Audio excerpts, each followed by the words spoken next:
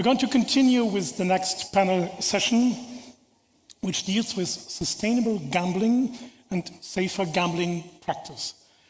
My name is Joerg Hofmann. As you know, I'll be the moderator of this panel, and I'm happy to welcome our speakers here up to the stage, please. I will introduce them once they're joining me on top of that stage. Would you please come over?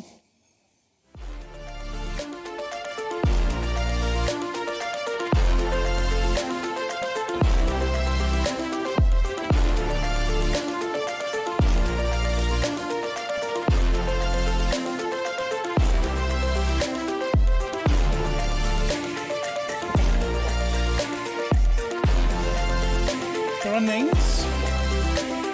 It's good. This is yours.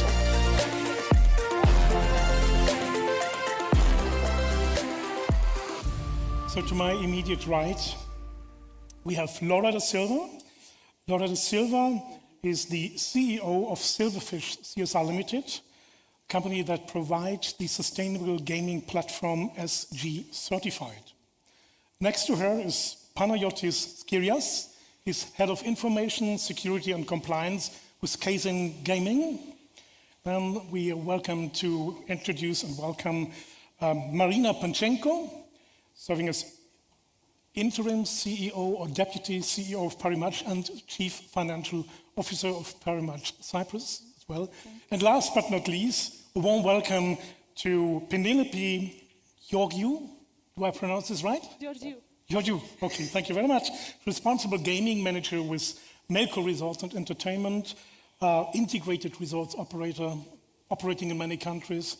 So I think it's a very interesting panel. We will talk about experience, about new measures, about suggestions, how to improve and how to analyze responsible gaming behavior and problem gambling behavior, and see what is the latest status in this industry.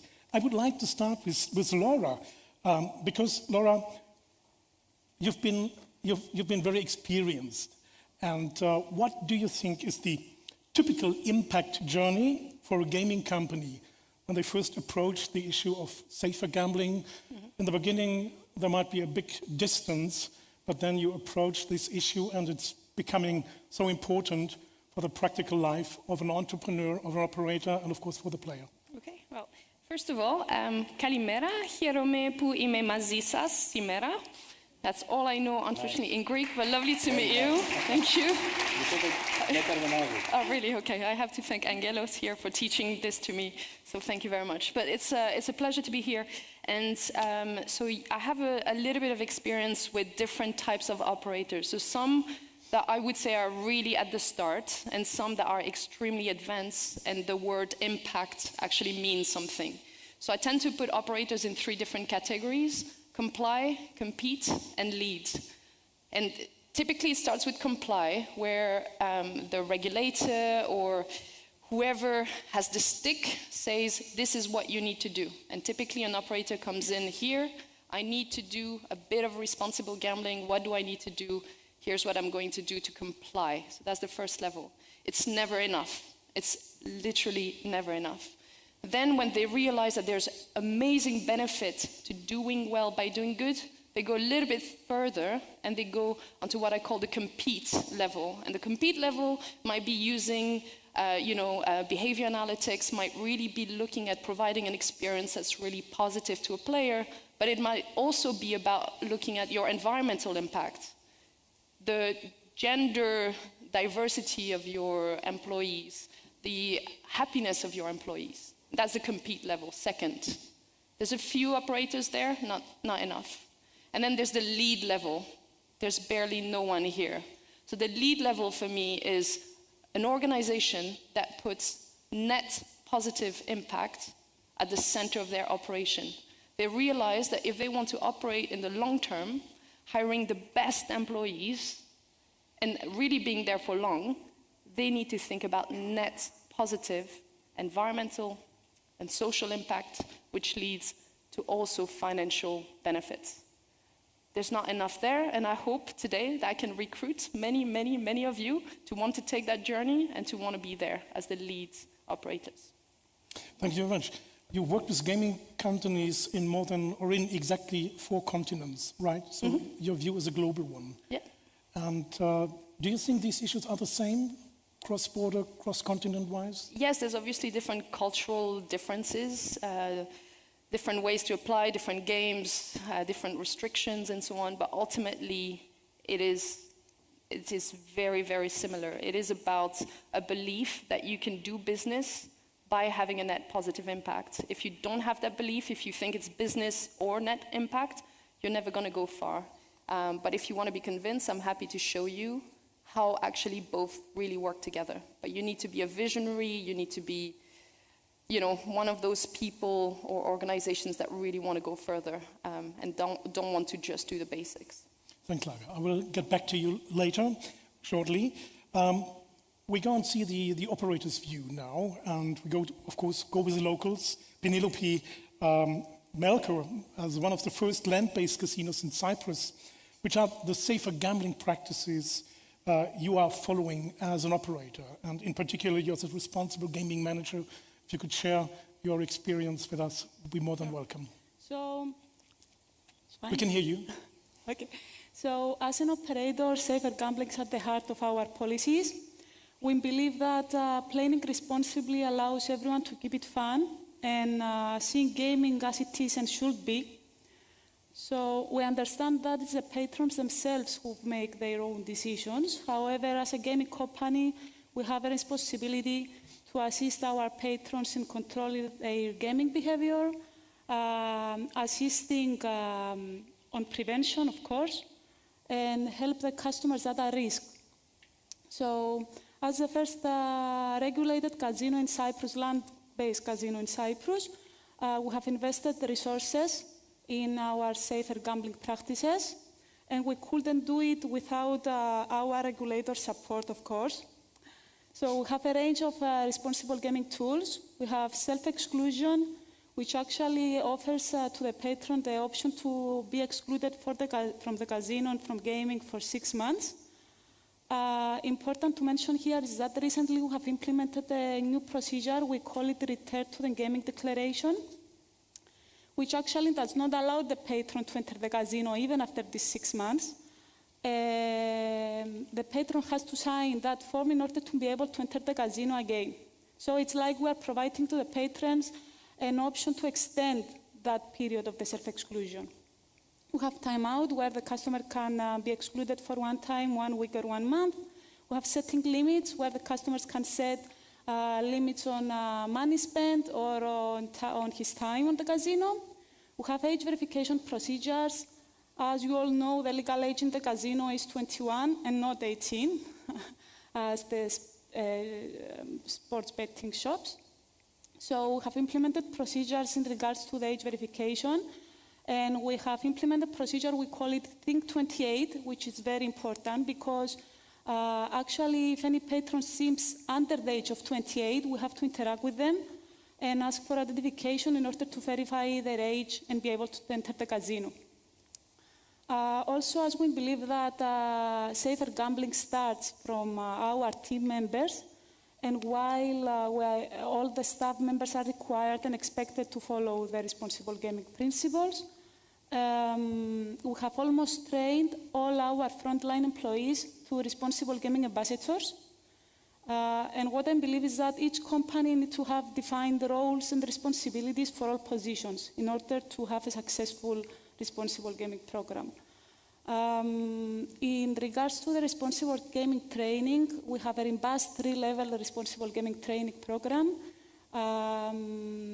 annual trainings, refresher trainings, and so on. And we are trying also to refresh our staff knowledge with more fun way. We have interactive activities, online quizzes, games, and so on.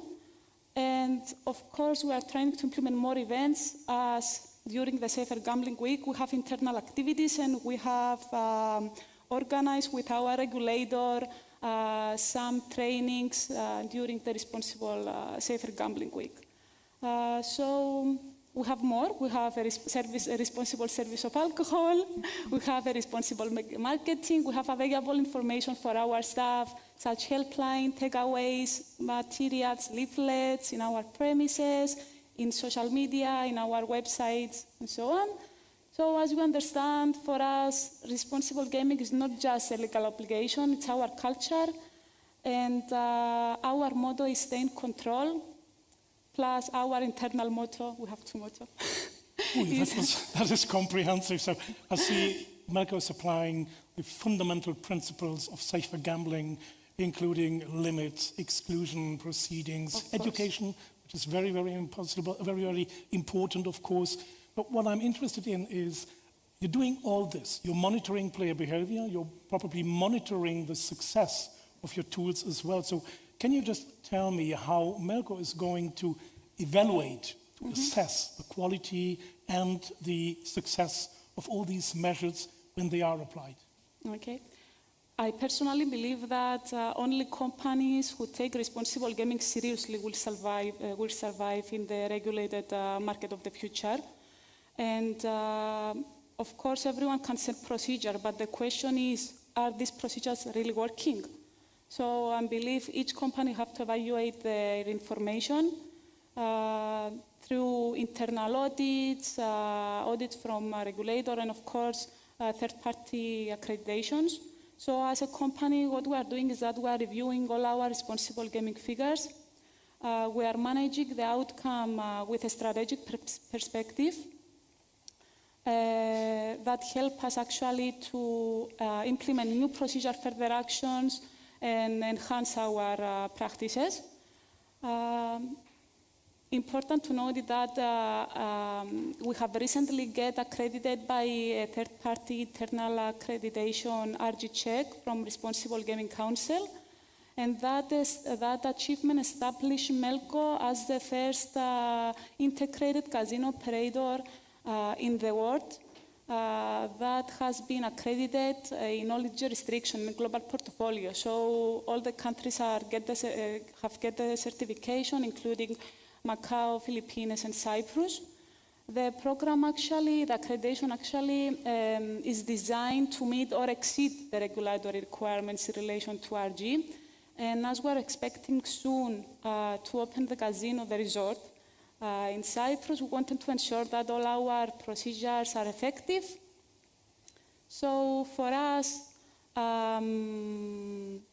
sustainable and development and continued implementation of our responsible gaming culture is prioritized, and we're trying to do it in all our jurisdictions. Thank you very much. There's lots of stuff to digest. It's very impressive. I know why you're here on this panel. I think you could speak endlessly and deliver pretty much intelligence. I'd like to see your view from the Parimatch perspective. Safer gambling is, of course, always linked to some restrictions, to monitoring, to guide players through playing and not become addictive. And the whole industry is not only protecting players, the whole industry is also accepting players. Otherwise, it wouldn't be working. So to keep the balance between successful business operation and the most powerful protection of players, that I think is the challenge. From your perspective, what are the criteria for a successful business operation of a casino operator? Maybe land-based or online, that doesn't matter. Okay, thank you for the question. Actually, as a finance person, I would say to be prudent and to follow true and fair view and principles. But from the company's point of view, you said the right thing, balance.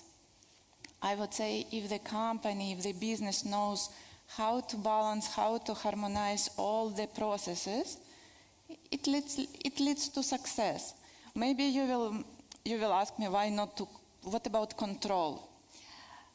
Look, if you put too much control in the environment, maybe you will destroy it. If you put too little, it will have same effect. So right now in our times, the right answer is balance. Right. We have an interesting discussion at the moment in Germany because there is new law regulation in place, new licensing regimes. are being introduced. The most recent one as of 1st of July last year for so-called virtual slot machine licenses. And the interstate treaty, which is the main law in Germany, provides for limits, deposit limits, stake limits. The deposit limit at the moment is only 1,000 limit per player per month. That's an issue for the industry because you cannot compete with black market operators. It can be exempted from upon request. For sports betting, we have 10,000, 30,000, the most sophisticated monitoring system from one between those two tiers. But the question is that the right approach? Are we risking to lose players to black market operators if they could not face a tier which is appropriate to them? If I'm a billionaire, want to spend 100,000, and nobody can offer because the law doesn't allow, I might probably seek an offering somewhere else in Curaçao or wherever, and I'll get my money back in my winnings. I'm always advocating in favor of extending the monitoring regulation. So make sure the higher it gets and classify categories for certain players to attract these players to stay within the regulated market, because if they are not playing under a license regulated market, they're out and cannot be protected. Is that an issue which you can see as well? Or would you see there's no big black market competing with your offerings wherever you are? Look, in Cyprus, we are focusing mostly on Cyprus players. So, of course, always there is an issue if you put limits. But as I said before, you need to find the proper proportion and to find exactly how you harmonize this law into the industry. Yes, definitely we will face a lot of disadvantages from this, but at the same time we always tend to be responsible and we always trying to balance. Right, thank you very much. I think, Panayiotis, that's the question for you as well, because your company, Kaizen, is operating in many licensed and regulated markets. You're applying and implementing a lot of player protection tools. From your perspective, what of these tools, what of these methods are effective? Which one are the best and which ones are possibly not so good? So what works and what doesn't? See. In one sentence, I would say that the controls that work are those that give the client, the player, the control. So if we think about limits, deposit limits, of course, Germany is one case by itself for the deposit limits. Yeah, but in general, deposit limits are good. Loss limits, the time you spend limits. In Cyprus, there's a very good implementation. You can say what time of the day you want to play, which is even more effective. So that gives the control to the customer. Also, technologies that we call reality checks. This is a tool.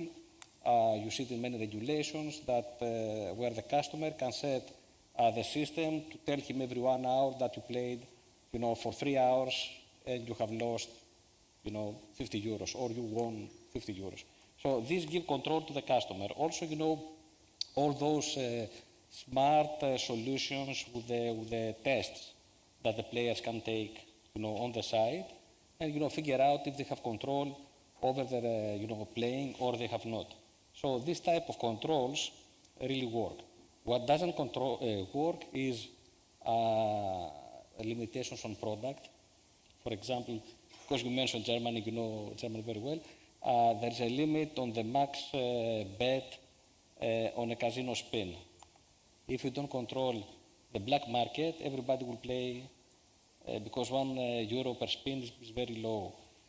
Actually, we have the paradigm of the Greek regulator who saw this, and possibly somebody could use this as an argument in Germany, saw this problem that a lot of money flew to the black market and raised the max bet on casino from €2 to 20. So this doesn't work. Also, this, cross-operator deposit limits, they don't work if you cannot control, a customer using a VPN to access a black operator, or if you don't offer casino provider licenses at the same time. Because if you license the casino providers, you can tell them, if you give service to the black market, I will take your license. So you can control it. If you don't, then, there's a real problem. So, in two sentences, everything that gives control to the customer works. Everything that limits the product and sends people to the black market doesn't. I think that sounds logic. How do you assess that it works or that it doesn't work? Is that any impact on gross gaming revenue, or can you compare with maybe black market figures from competitors where you have access to or not? We can see it. One way to get some evidence on that is that if you take a country where there's a lot of limitations on the product, Czech Republic, let's say, for example, you see a lot of black market operators getting advertised on affiliate sites.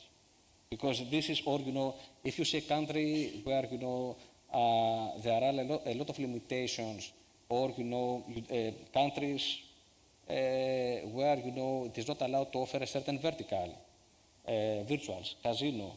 You see, a lot of big numbers and a lot of black market operators trying to penetrate. So you can tell this for sure. Of course, to be honest, yes, when you put limitations on the product and on the spending, you see it on GGR. Okay. I was reading the other day, I think it's in Belgium, they put even more strict deposit limit comparing to Germany. It's 600 euros, I think, something like that. And there was a big impact on GGR. And of course, a big flow of customers using black market operators.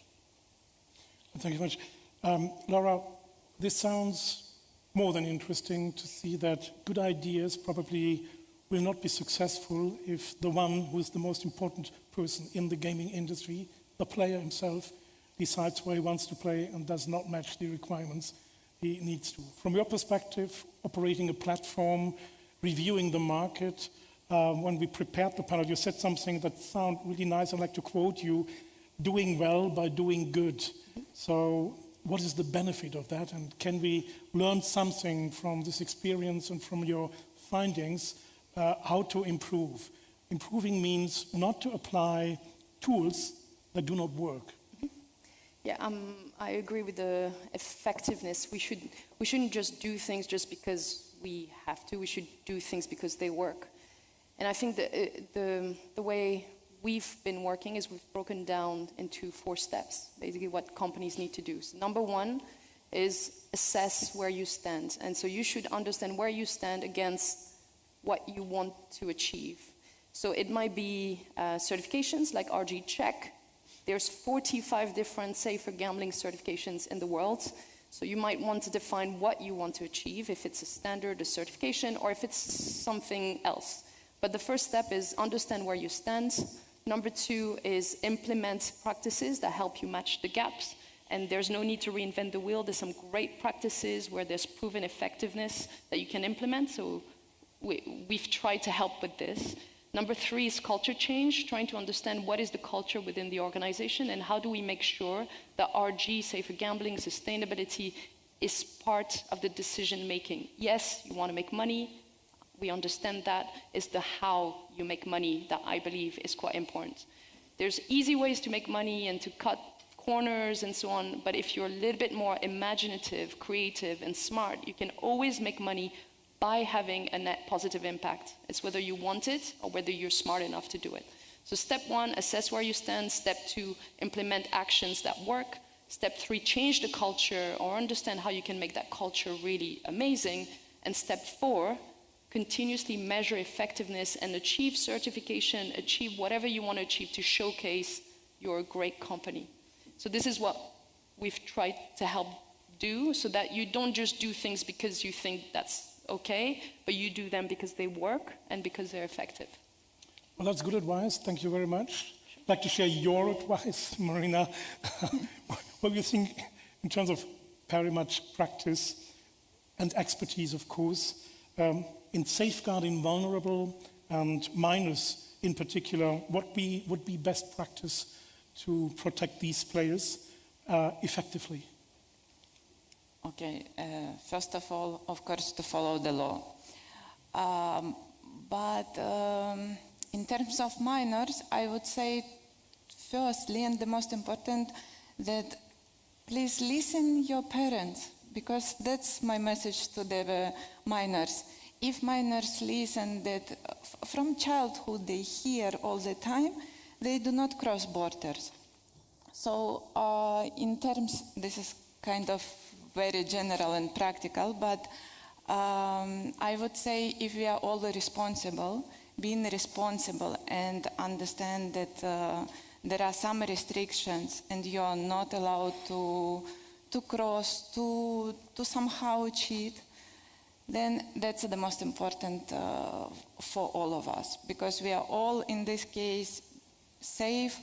In terms of being responsible for the company, of course, we are following the rules, we are checking all data, we do everything possible, but at the same time, if someone of us is not responsible, we just can't follow and success in this. So we need to be all responsible. I'd like to look through a different angle. If you talk about minors, protection of minors, I think it's fair to say that in a regulated environment, minors will not have access to the games. If there's KYC systems in place that works, that should not be happen. If it does, by way of fraud or whatever happens, but I think that may be an exemption. But that does not allow us to ignore minors, because it's not only offering the game, restricting and monitoring players' behavior, it's also looking outside the gaming sphere, for instance, in terms of reputation, advertising. That is something I think is important. And if we advertise and attract minors, to wait until they are aged enough to have access to the games, we have to be responsible as well. Perhaps that is an aspect you also want to comment on. Is that part of your policy? Of course, one of the main points is advertising, always. So we are trying to avoid in any connection to be connected with minors.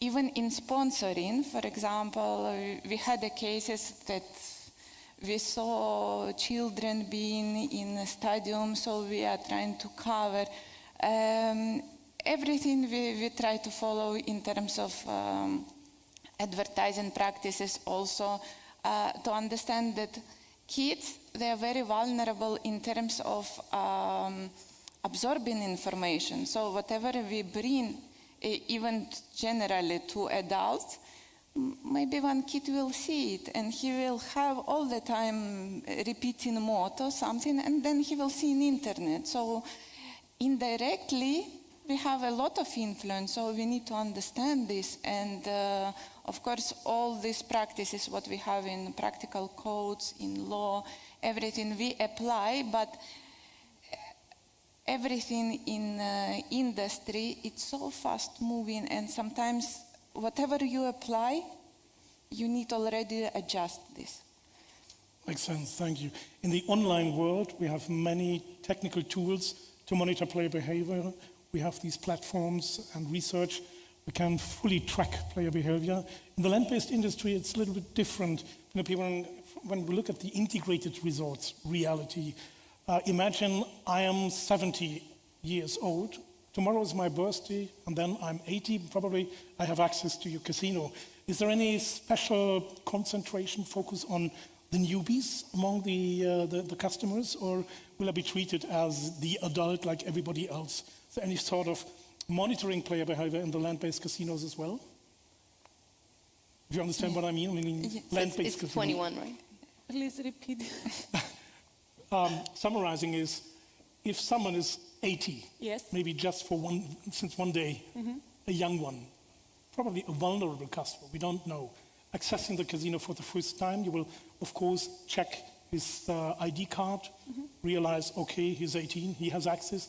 Is there anything that creates a special surveillance or a special monitoring of very young players in the land-based industry, or is it sufficient to apply the typical standard responsible gaming tools you have available in that business?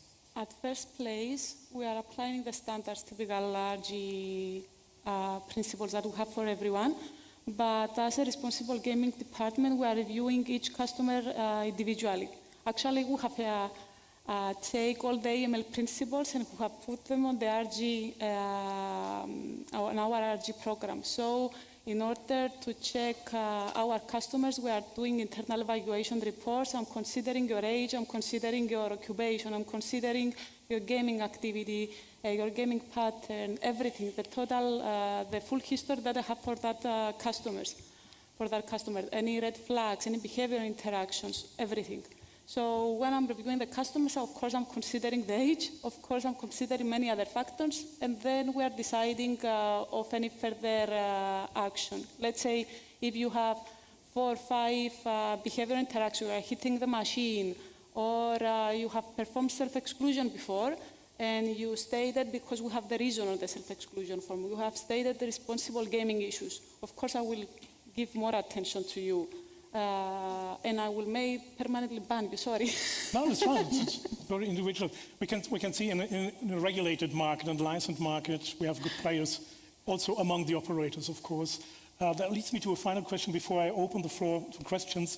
In the online world, we have very different operators. The pirates of the Caribbean, the regulated and compliance ones. From the player perspective, how can I identify who is a good operator, where I'm playing in a safe environment, in a protected environment, and what are the indicators maybe for a site which I better not use? Okay, so what operators to choose? Okay, first, the most important part, you have to check if the operator is a regulated licensed operator. Okay, so if we take the example of Cyprus, Greece, Germany, Portugal, whatever, you will see in the footer, the logo of the regulator, the license number, things like that. So it has to be a licensed operator, because this means that at least they maintain a certain level of protection.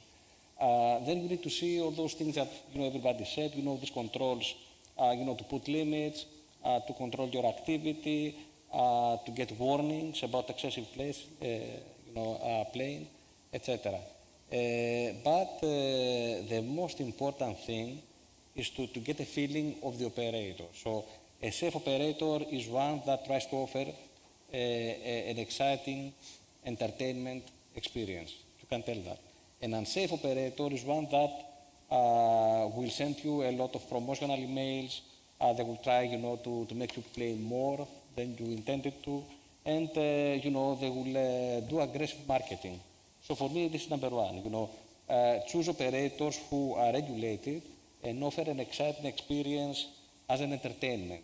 Don't choose the operators who do excessive and aggressive marketing. Thank you very much. That answers my question very comprehensively. So we have another 3 minutes, a bit more left for questions, if there are any. Can we see if there's any conference questions? There are a couple of questions. So I think this is addressed to Pinelopi. How do you implement safer gambling controls in a land-based casino environment, where most players are anonymous and the transactions are through cash? What are the challenges to overcome? If you could provide a brief answer, maybe. Okay, we are free access casino. Of course, anyone can enter inside the casino and start game. Of course, we have the KYC procedure as a regulatory requirement. At 2K in a gaming day, we have to request identification of the customer must be KYC or be a member of the casino. We are providing these two options. And however, as we have identified that no issue, I will say, but we are not able to control sometimes our customers. In Paphos, we have a temporary casino in Limassol, and we have 4 satellite casinos in other cities. So in Paphos, we have started already the mandatory registration, so mandatory usage of card, I will say. So any customer can enter the casino without can enter the casino, but must be a member in order to play to the slot machine. So we'll bring, most probably prior to open the resort, we will implement the mandatory usage of cards for all our satellites and in our temporary casino. Right, thank you. You want to add something? Yeah, just very quickly. If you ever want a kind of a shopping list of what to do, you can think of 3 buckets: prevention, detection, intervention when it comes to safer gambling. And there's a lot, as I mentioned, 45 different safer gambling standards. And if you have a look at some of them, RG Check, the ECA, RG certification, there's many different ones. You can find out what types of control, what type of practices you can think of as a basic. Just to re-emphasize, this is like the kind of basic, just if that helps, if you want Thank a you list. very much. I think the second question is almost similar to the first one. Pinelopi, would you agree, or is there anything to add? It's how do you monitor responsible gambling on the casino floor? I think you answered this one. There's another one for you. In your experience, do players of the casino use the self-protection measures you provide for them in a satisfactory amount? So for the second one, our responsible gaming global policy consists of 3 levels: education of our staff, technology, and community and engagement. So with employees and technology, because we have the facial recognition system, we can monitor everything in the casino. Okay, thank you. Final question for Panayiotis. What do you think about the subject of affordability checks that is starting to be applied for online players in Europe? Will this be detrimental to the industry or contribute to a sustainable business? What is your answer? First of all, easy answer, we agree with affordability checks. Now, if it will be to the detriment of the business, it will depend on the automation that will be applied on it. So let's say you have a VIP, a very good player, okay? If you chase this player to give you documents to prove that he can afford his way of playing, this is a hard process. You need to remind him, then put restrictions, and finally he will provide the documents and you allow him to play. This is a time-consuming, not very popular commercially process. The best approach that I recommend is actually what happens in Germany. The state has an automatic database system. It is called SUFA, and another one that is called FINAPI. And when somebody wants to move to a bigger, let's say, level of spending, you can do an automated check to the country's registry and see if this person can afford this type of spending or not. This is more sophisticated. This will not be to the detriment of the business. Thank you very much. With that, I'd like to return the panel almost on time. Please join me in thanking my panelists for their excellent contributions. Thank you.